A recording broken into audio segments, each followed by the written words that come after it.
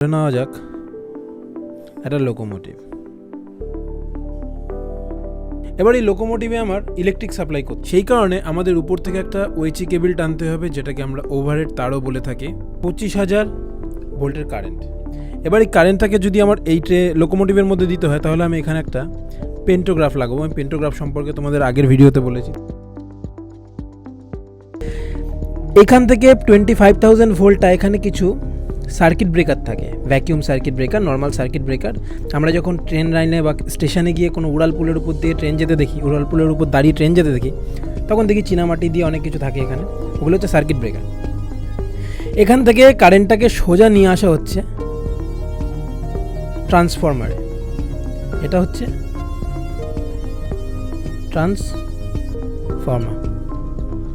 এই ট্রান্সফরমারের থেকে কারেন্টটা আবার চলে যাচ্ছে ডিসি রেকটিফায়ার।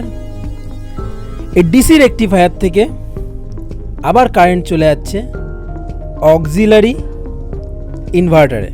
এখান থেকে যে এসি কারেন্টটা সেটা এখানে এসে ডিসিতে হয়ে গেল। এবার অক্সিলারি ইনভার্টারে সে কারেন্টটি গিয়ে যে ট্র্যাকশন মোটর লাগানো থাকে, ট্র্যাকশন মোটরগুলোকে চালায়, ফলে ট্রেন এই দিকে হোক বা এই দিকে হোক মুভ করা শুরু করে। এবার এখানেই অক্সিলারি যে ইনভার্টার থাকে, অক্সিলারি ইনভার্টারের সাহায্যে কুলিং চালানো হয়। তারপরে ব্যাটারি চালানো হয়। ব্যাটারিটা খুবই ইম্পর্টেন্ট, কেননা এই ব্যাটারিটা না চালালে পেন্টোগ্রাফকে উঁচু নিচু করা যাবে না এবং পেন্টোগ্রাফকে এই ইলেকট্রিসিটির সঙ্গে ঠেকানো যাবে না।